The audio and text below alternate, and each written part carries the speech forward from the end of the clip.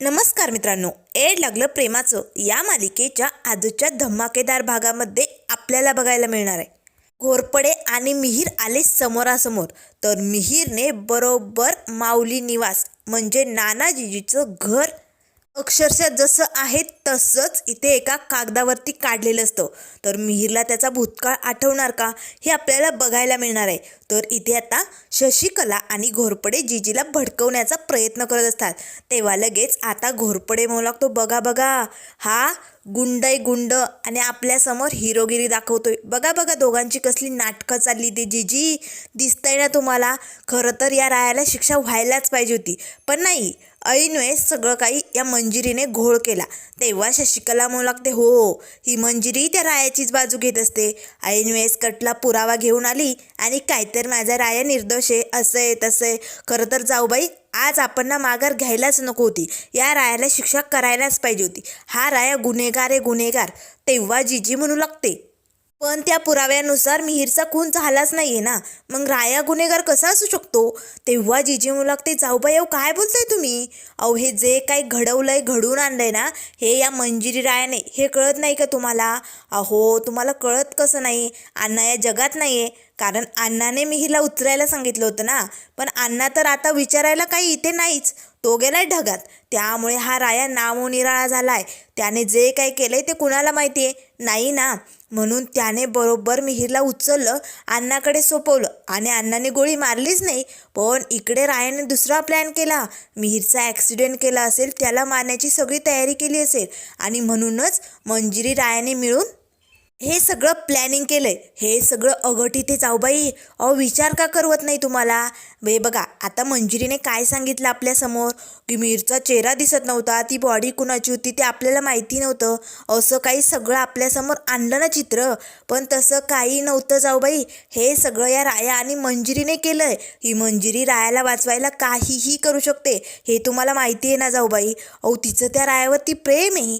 तेव्हा लगेच आता घोरपडे म्हणू लागतो, जीजी प्रेम आत्तापासनं नाही, खूप दिवसापासनं मूर्तय, म्हणजे मिहीर बरोबर लग्न करण्याआधीपासनं. म्हणून तर त्यांच्या वाटेत येणारा मिहीर त्यांनी बाजूला केलं. हे बघा मिहीरचा प्लॅनिंग करून त्यांनी मर्डर केला असणार आहे, म्हणजे या रायानेच अपघात केला. आणि नंतर काय, मी काहीच केलं नाही, मी गोळी मारलीच नाही, मी असं केलंच नाही, हे सगळं आपल्यासमोर दाखवतोय. पण जीजी तुम्हाला खरं खरं सांगतो, मिहीरच्या लग्नाआधी म्हणजे या मंजिरीचं आणि मिहीरचं लग्न होण्याआधीच या दोघांचं ना नक्की काहीतरी चालू असणार आहे. आधीच लाज विकून खाल्ली असं या दोघांनी. आता मात्र जीजीला खूपच राग येतो. तेव्हा जीजी म्हणू लागते, बास घोरपडे, तोंडाला आवर घाल, तोंडाला येईल ते बोलायचं नाही.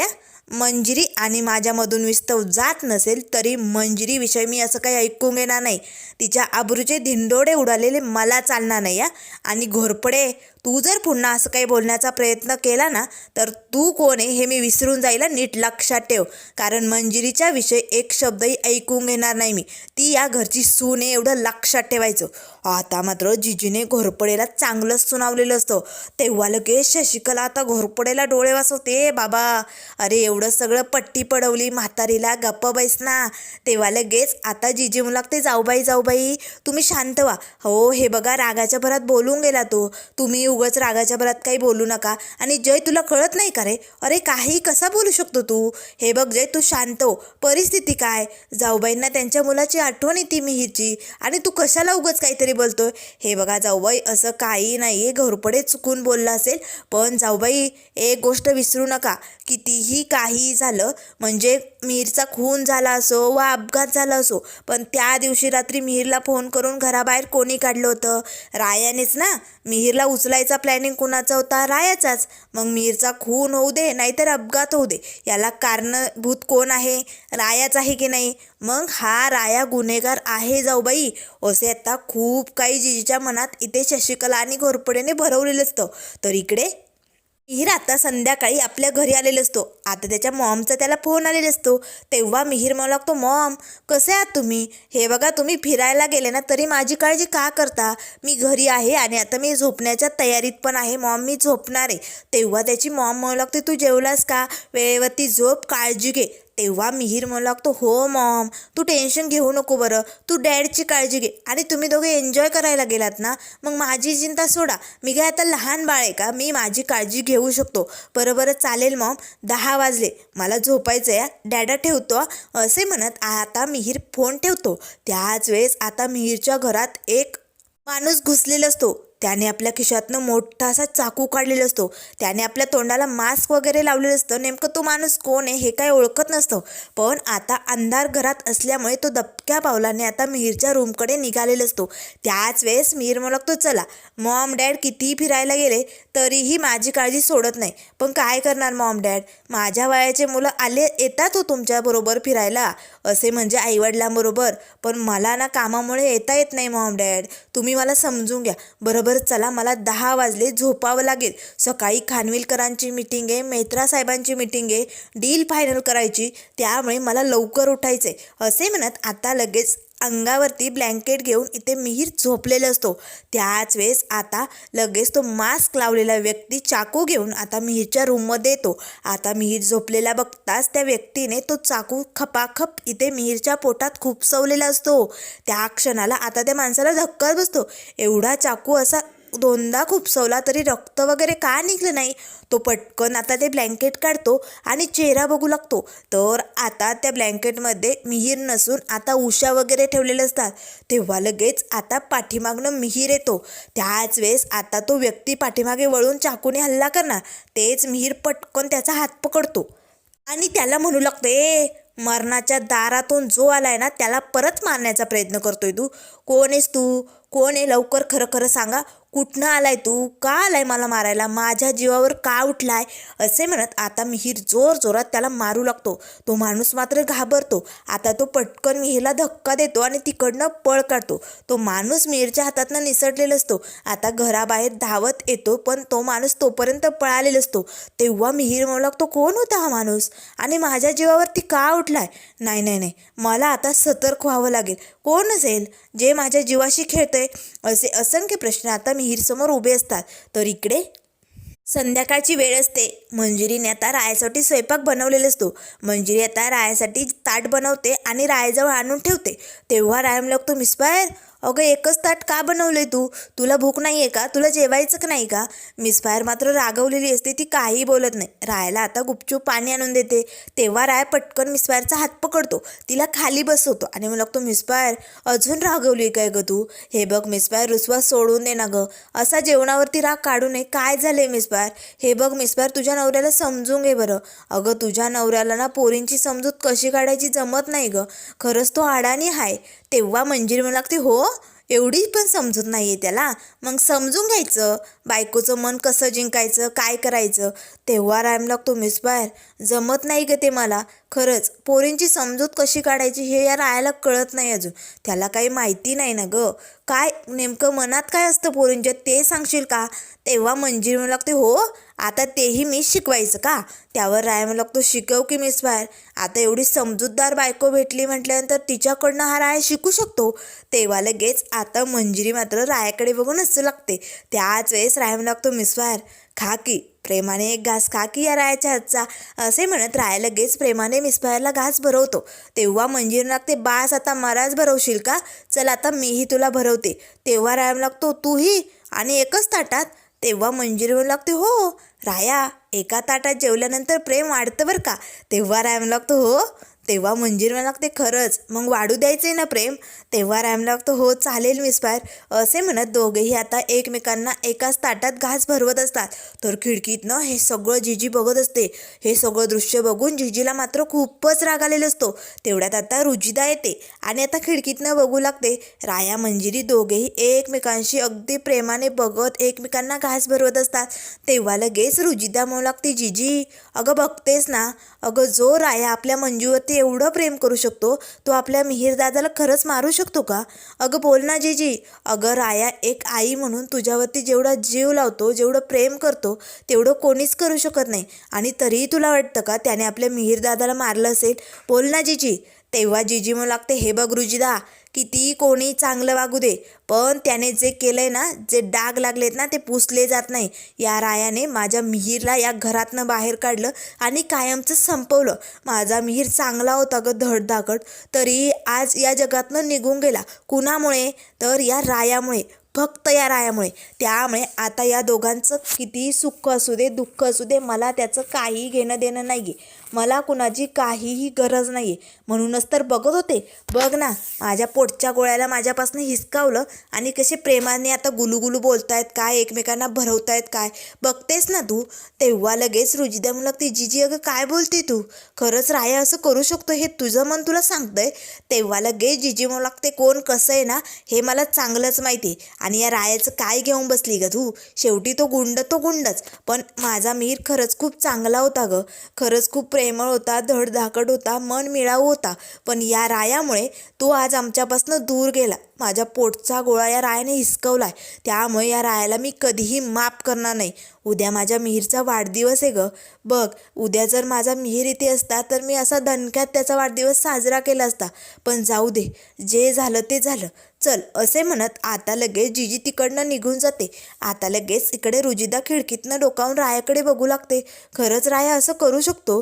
जीजी तुझं मन असं सांगू तरी कसं शकतं? असे आता रुजिदा मनाशीच म्हणू लागते. त्याच वेळेस आता इकडे मंजिरी मात्र अचानक जेवता जेवता थबकते आणि ती आता विचार करू लागते. तेव्हा रायम लागतो, मिस बाहेर, अगं काय झालं अचानक? कसला विचार करते? बोल ना मिस बाहेर. तेव्हा मंजिरी लागते, राया तुला राग येणार नाही म्हणून एक विचारू का? तेव्हा रायम लागतो, विचार की मिस बाहेर, काय झालंय?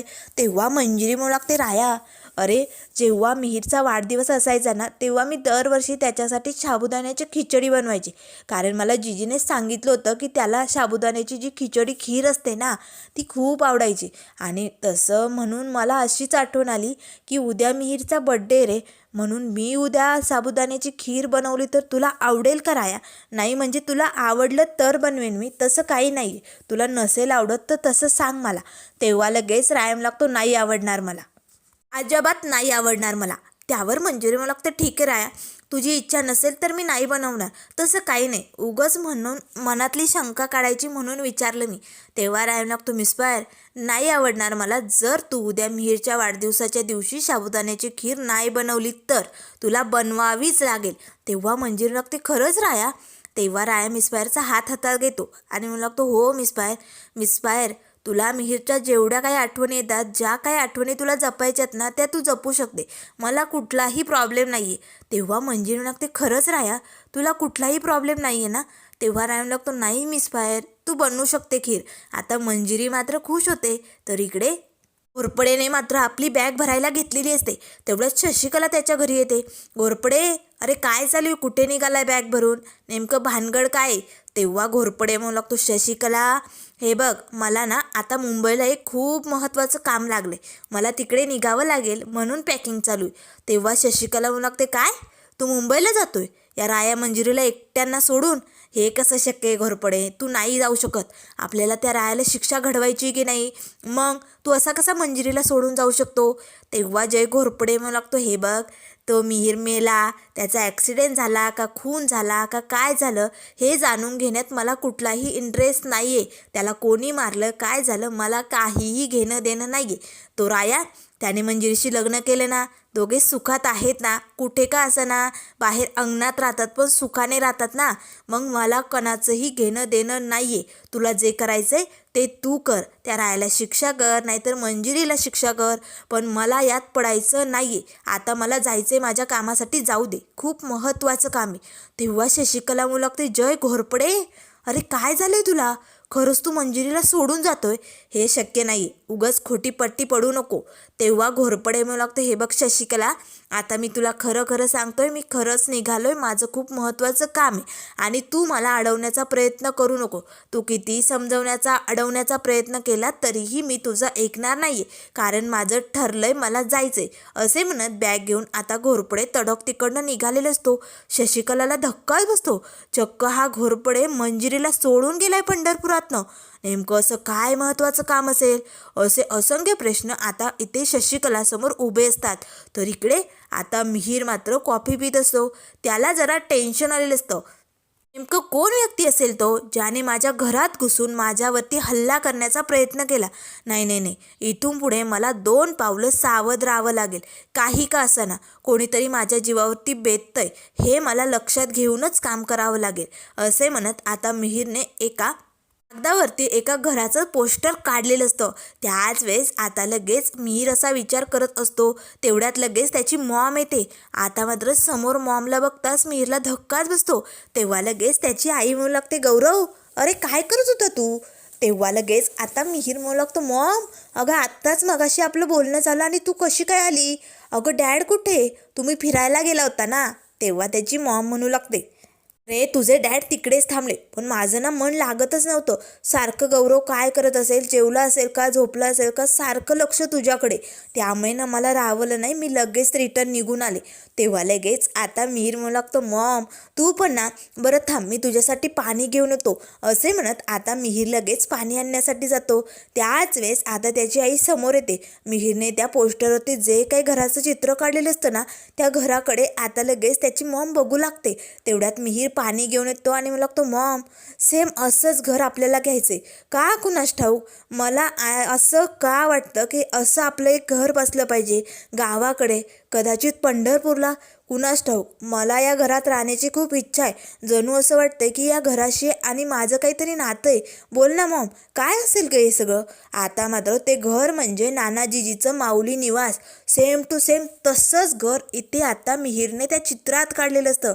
आता मात्र मिहीरला त्याचा भूतकाळ आठवत नसतो, पण मात्र पंढरपुराला त्याचं हे घर आहे हे सगळं सत्य त्याच्यासमोर लवकरच येणार. तर त्यानंतर मित्रांनो पुढील भागामध्ये आपल्याला बघायला मिळेल, कामासाठी मुंबईला गेलेला घोरपडे मात्र आता एका ठिकाणी दंगल करत असतो, लोकांना मारहाण करत असतो, कुणाचं तरी घर तोडत असतो, फोडत असतो.